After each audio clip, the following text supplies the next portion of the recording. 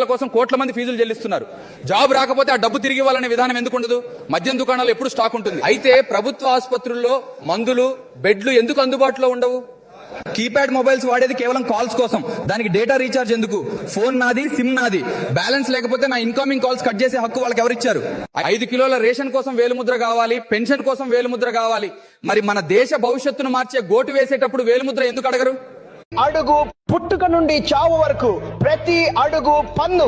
పుట్టగానే డైపర్ పైన పన్ను, చదువు మొదలు విద్య పైన పన్ను, పుస్తకాలు, పెన్నులు, మొబైల్ డేటా అన్నింటిపైన. సంపాదనకు, పొదుపుకు, ఖర్చుకు పన్ను. పనికి వెళ్తే ఇంధనానికి పన్ను, జబ్బు పడితే వైద్యానికి పన్ను, వృద్ధాప్యంలో పెన్షన్, చికిత్సకు పన్ను. సార్, మరణం తర్వాత కూడా అగరుబత్తీలకు పన్ను. ప్రతి దానికి పన్ను.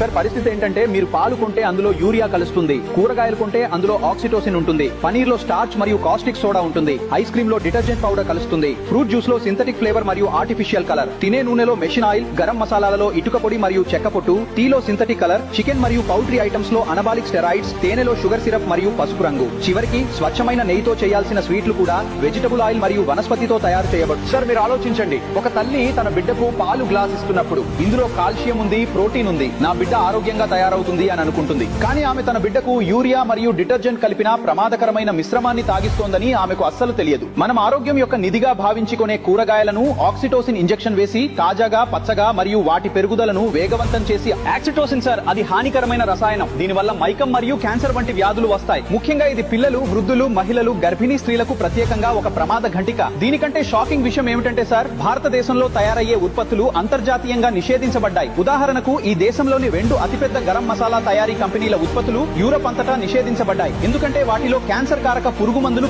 ఆ మసాలాలు కూడా ఈ రోజు భారతదేశంలో అమ్ముడవుతున్నాయి. అయ్యా, పరిస్థితి ఏంటంటే ఇతర దేశాలలో ఏ ఆహార పదార్థాలను పెంపుడు జంతువులకు కూడా తినిపించరో వాటిని మన దేశంలో ఈ కంపెనీలు విచ్చలవిడిగా అమ్ముతున్నారు.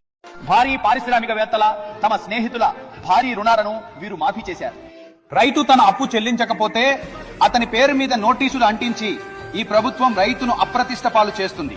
ఇంకా లక్షల కోట్ల రూపాయలు మింగేసిన పెద్ద పెద్ద పారిశ్రామికవేత్తలను వారిని బిజినెస్ క్లాస్ లో కూర్చోబెట్టి ఈ ప్రభుత్వం దేశం నుండి పంపిస్తుంది. సార్, ఈ రోజు మన దేశ అన్నదాత, మన కడుపు నింపే, మనకు అన్నం పెట్టే దేశ రైతు సార్ ఈ రోజు విషం తినే పరిస్థితికి వచ్చాడు.